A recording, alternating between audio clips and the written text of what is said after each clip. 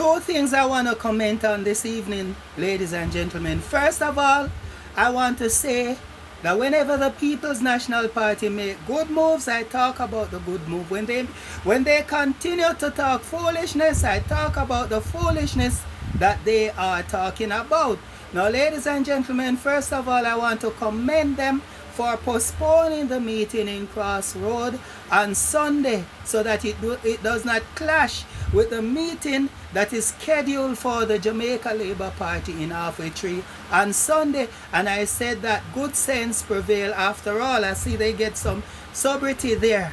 Another thing, ladies and gentlemen, Damian Crawford have some very good proposal, but he also have some very foolish ones in the education ministry. Because he being the opposition spokesman on education, I realize, ladies and gentlemen, that one of the things that Damian Crawford he have a passion for education. I saw it when he was MP for his constituency. He used a constituency development fund to provide education for people over there, and that was what caused that, along with other things, was what caused the problem between him and his colleagues, because he was interested in educating, being an educator himself. He was interested in educating the people.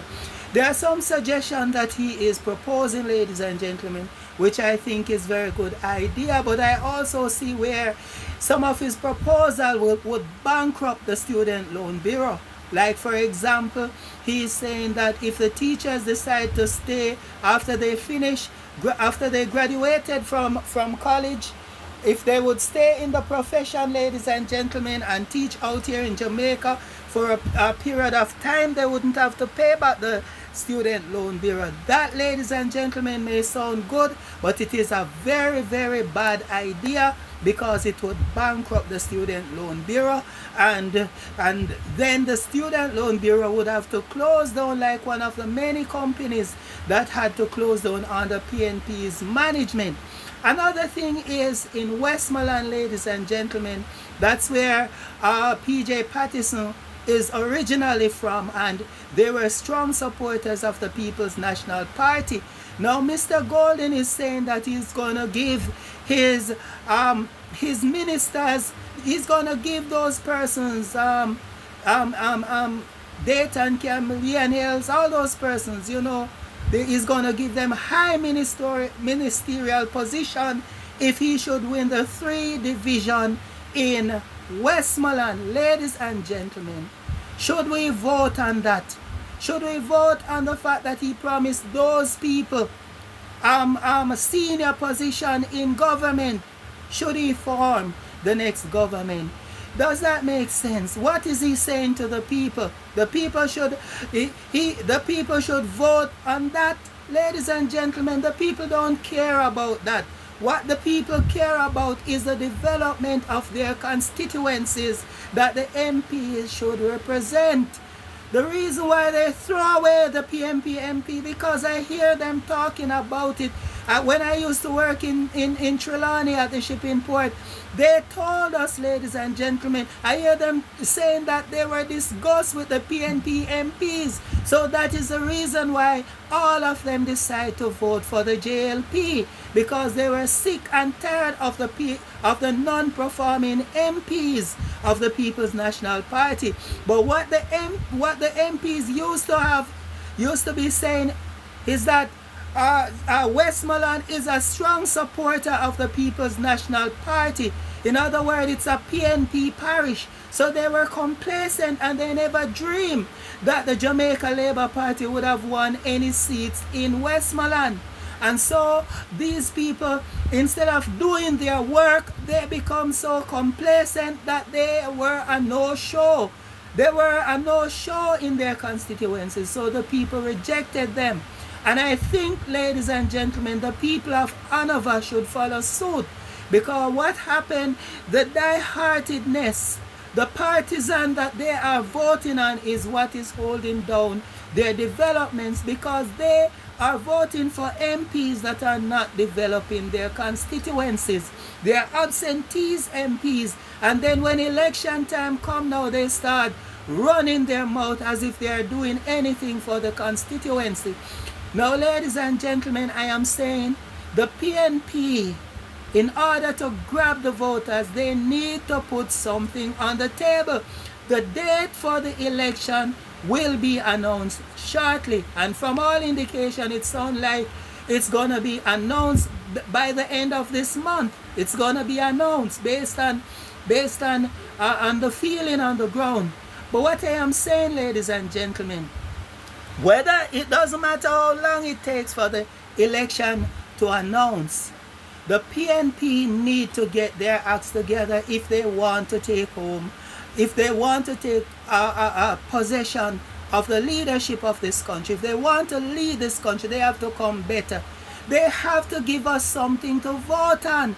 Not promises to their friends. We can't vote on promises to their friends. They are promising to give their friends big position in the government if should they win. Come on, what does that have to do with the people? It's not their friends they should be talking about. It's the people, ladies and gentlemen. The people voted for the MPs to represent them, not for them to get high possession in ministry. That's not going to help the people. That's only going to help them. So they need to say to the people, listen to me, people. If you vote for us, and they need to tell us why. I'm not going to give them any ideas because I am not a supporter of the People's National Party because of what they are, because of the type of proposals that they are coming with, the type of policies that they are coming with. And let me tell you, they are proposing taxes on imported goods. That's a red flag for me. They are proposing extending hours for teachers to work. That's a red flag for me. They are suggesting building houses and dumping up swamplands to build houses on for the poor and needy. Red flag for that.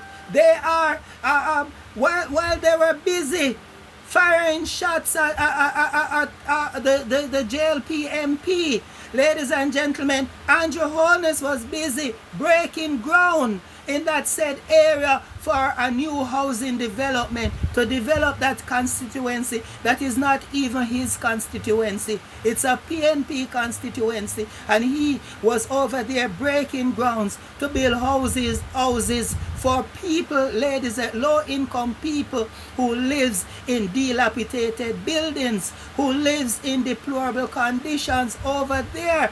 And those places have not been developed for over 100 years. So Mr. Holness decided that he's going to develop those communities so that investors can be attracted there. People can go there and erect shops and all of these stuff, ladies and gentlemen. So it takes a JLP administration to fix up a PNP community.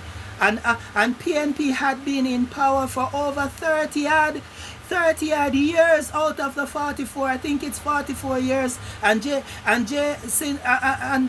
Since Prime Minister, since Jamaica started having Prime Minister, 44 years. And since the political parties are formed. And ladies and gentlemen, out of all of those years, the PNP, the People's National Party, have been in power for 32 years. That means they have been in power more than the Jamaica Labour Party. And you want to tell me that the short space of time that the Jamaica Labour Party go into power, they are doing so much. And yet, the ungrateful people supporters of the People's National Party are behaving as if the government is not doing anything for the people. And I say, ladies and gentlemen, that they are evil and heartless for saying these things. When they come on my live and say these things, like the Prime Minister is a thief and all of those stuff, I block them. You know why I block them?